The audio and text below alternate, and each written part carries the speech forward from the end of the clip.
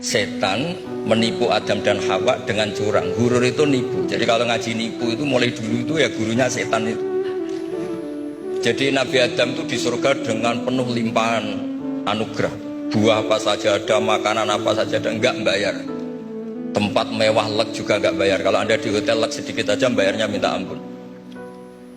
Akhirnya setan itu pura-pura nangis. Nangis terseduh-seduh. Akhirnya Nabi Adam menghampiri. Kenapa kamu nangis? Saya ini iba sama kamu, kasihan. Nikmat begini nikmat, pada akhirnya Anda ini mati. Karena Anda manusia, pasti mati. Kasihan sudah senikmat ini kemudian Anda mati. Pura-pura nangis, jadi lama ya nangis, acting itu. Akhirnya Nabi Adam tanya, lalu solusinya gimana?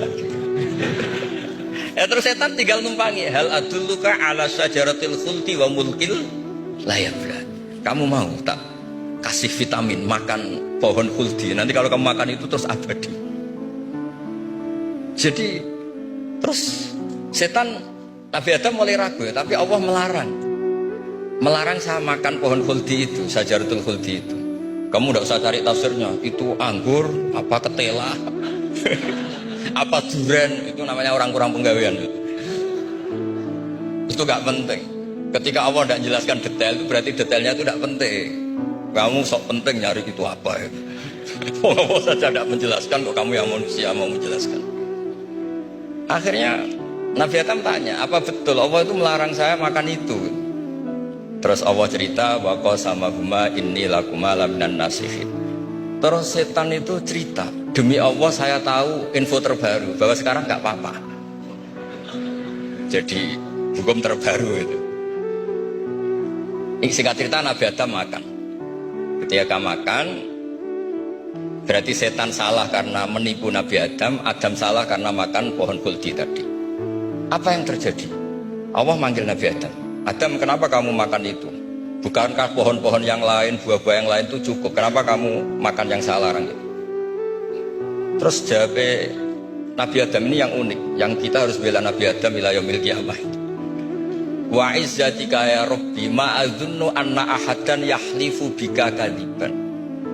Demi kehormatanmu ya Allah, ketika engkau disebut oleh setan, saya tidak pernah mengira ada orang berani mencatut nama engkau kemudian dia bohong. Loh, ini contohnya Pak Fajar ini.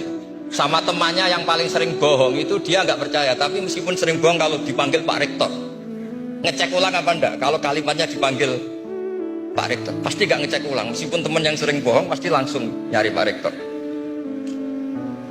Saya misalnya sebagai murid Mbah Maimun, punya teman yang sering bohong sekalipun, terus bilang, Gus dipanggil Mbah Maimun, pastilah langsung ke sana. Karena disebut nama itu orang sudah tidak berpikir jelimet.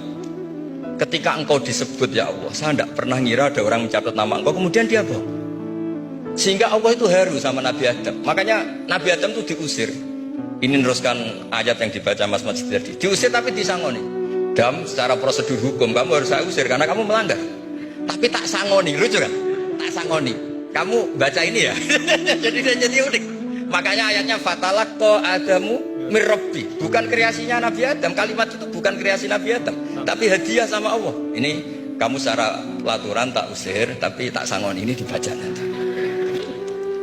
Tapi Nabi Iblis tidak disangoni, karena memang dia penipu betul. Sudah gitu akting pura-pura nangis, pura-pura ini itu. Jadi benar-benar penipu ulung.